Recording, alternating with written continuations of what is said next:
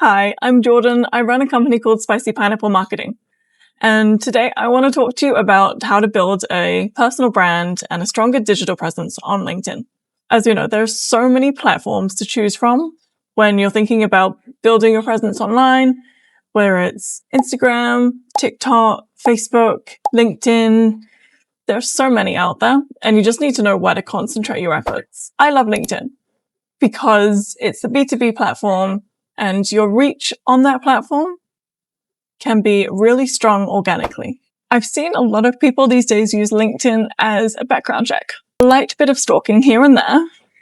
So if you were going to go and say, yep, I need this service and I'm going to find someone to help me do it, would you then go and look through their website and their LinkedIn, their socials, or do you just trust them with their emails? That's it. Obviously, this depends if you've met them in person and you've had referrals and things like that. But if it's colder outreach, people are going to look at who you are. And this is how people do their background checks on LinkedIn.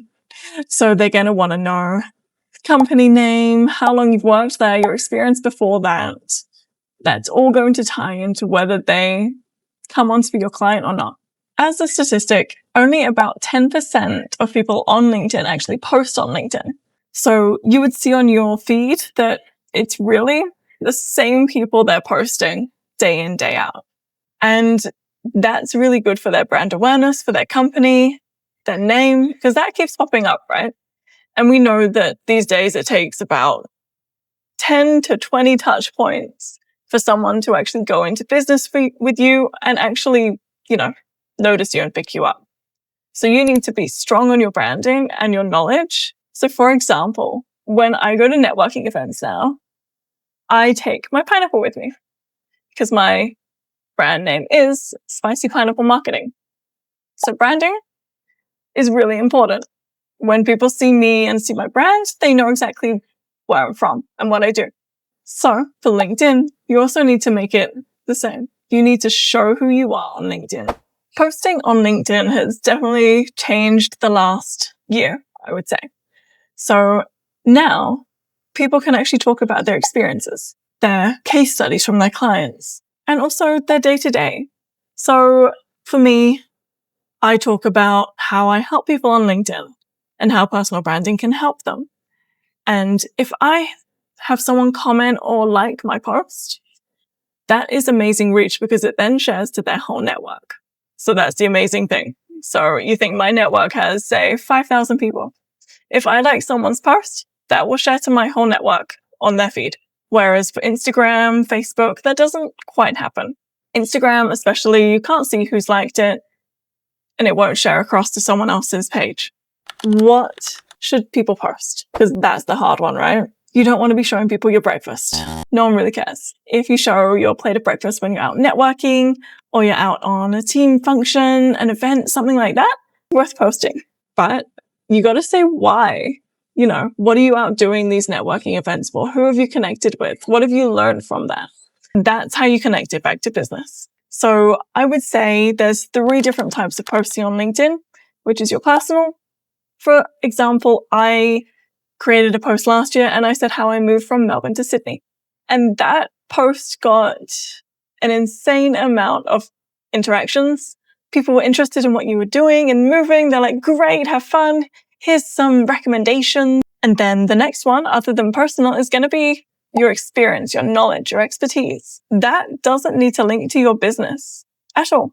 You don't need to mention your company. You can talk about how you've helped clients, your experience with a certain industry, but you don't need to link your company. Whereas the good thing about that is when you don't need to link a company, if you say you build a new company, you work for a different company, that expertise isn't linked straight to that. It's to you personally.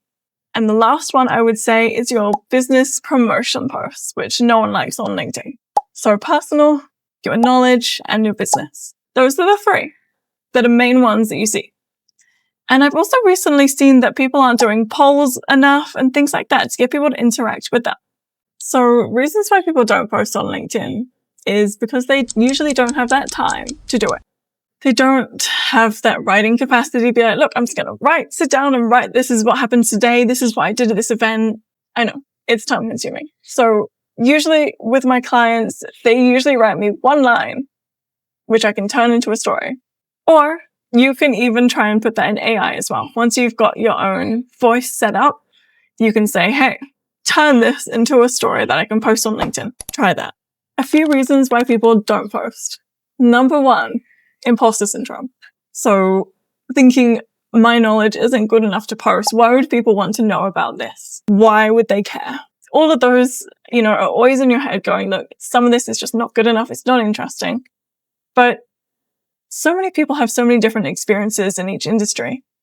Whereas my knowledge in marketing and sales is very different to someone else's because they've had very different experiences. Even though I've worked across 20 different industries, there are still something that's going to be different for someone else.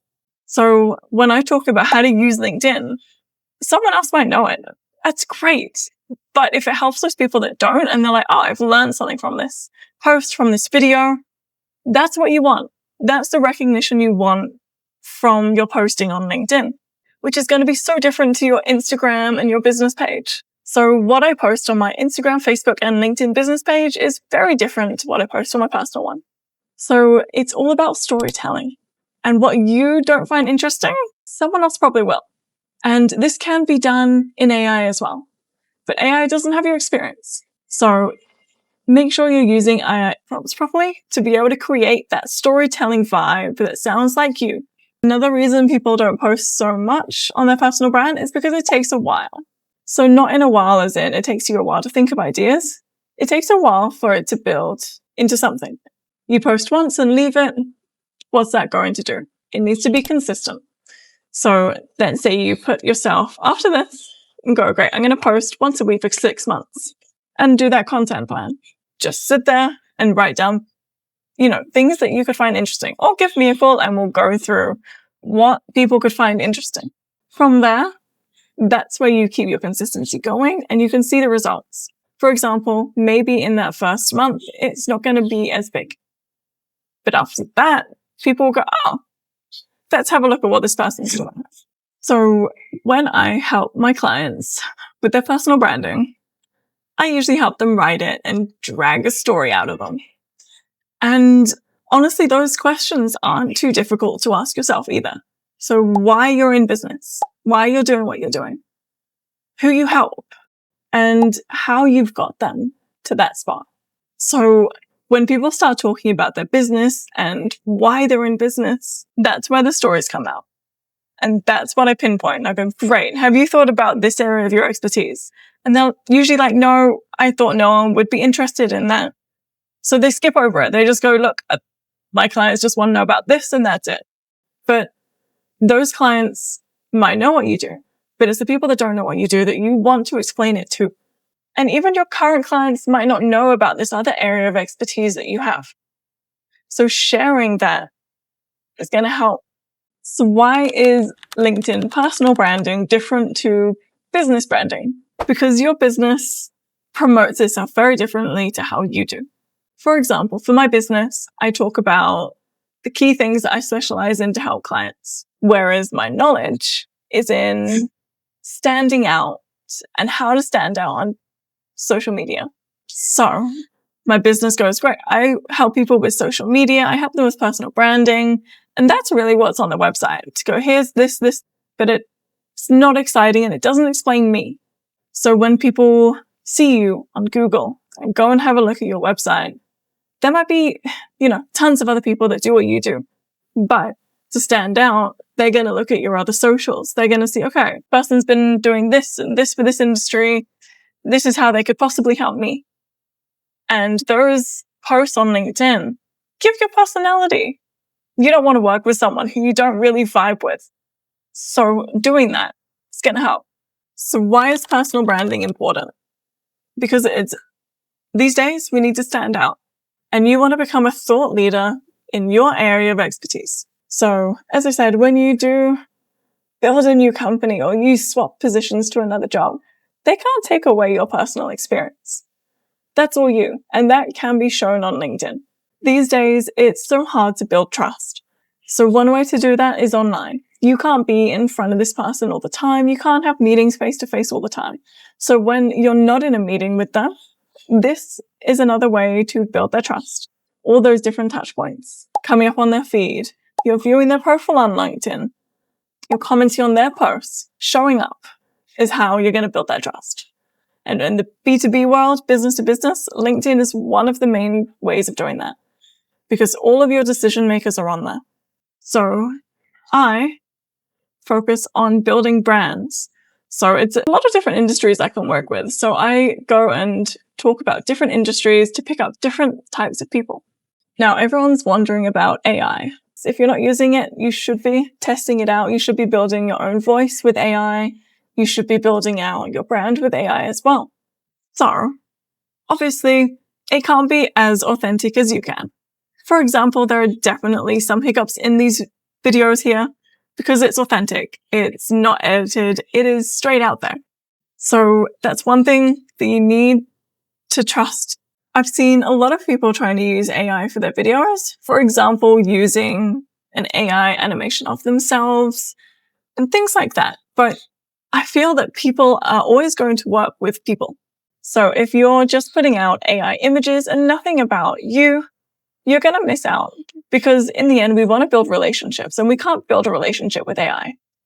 It's always going to be with another person, even if we've somehow stumbled across someone's business from AI, let's say cold emails, cold outreach, posting, anything like that. We could have stumbled across them because they were using AI.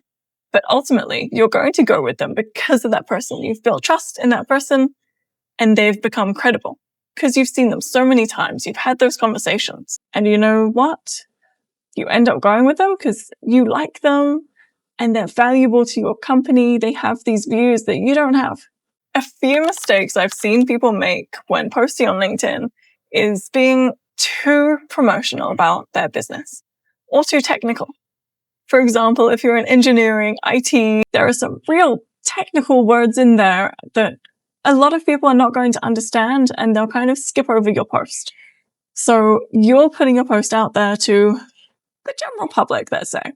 So you want to keep it simple, to the point, and easy for people to understand. Because you're not only talking to the people that know what you do, you're talking to everyone that could be interested in about knowing what you do. So avoid just those promotion, like, oh, got a 2-for-1 deal, I've got this coming up. People are going to skip past it. And if you keep doing it, they're just going to unfollow you on LinkedIn. So you really want to keep them interested by giving them small tips here and there, your knowledge, not just, oh, buy this today and it will be 20% off. What is good to promote is you talking at events or going to networking, or you've got a webinar coming up. That is absolutely fine for LinkedIn. You can even message people directly to tell them this is happening, if it's any use for them or anyone they know. But just avoid the promotion and also, your breakfast. So we want to put meaning into everything you put onto LinkedIn, because this can also be found on your Google searches as well. So you can use the hashtags on that and people will find them. So you got to be careful what you're putting out there. Share things about your family if you're comfortable with it. Share things that have gone wrong in your business. In a task you've done, be like, shit, this happened, this bugged up, and now this is how I'm fixing it. Everyone makes mistakes. It's one thing that we probably don't share enough on social media. It's the only thing that we're like, oh, we can't tell people about this. But these posts get a lot of engagement and you get people going, yep, I've done. And that will build that trust again to say, okay, look, this person makes mistakes, but this is how they've, I sent out one cold email saying how I accidentally brought on too many clients at one time and I didn't have enough time to focus on them all and a few of them dropped off. It was a mistake that I didn't know until I'd made it. And obviously I apologize to them, but what can you do? These sorts of things to put on LinkedIn are really interesting because people will understand. An example of a case study that we've done with a firm is over 90 days. So what we did is post once a week for 90 days. and this person had not posted on their LinkedIn account for, let's say, 3-4 months previously. So there was not much analytics to go off of. So in the 90 days, they gained 102 new followers, 146 individual profile views, and 18,775 impressions over that 90 days.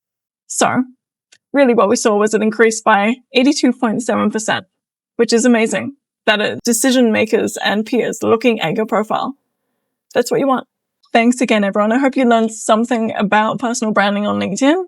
And if there's any questions about it, please just reach out, Jordan@spicypineapplemarketing.com, and I'll give you some tips and tricks around LinkedIn. Thanks.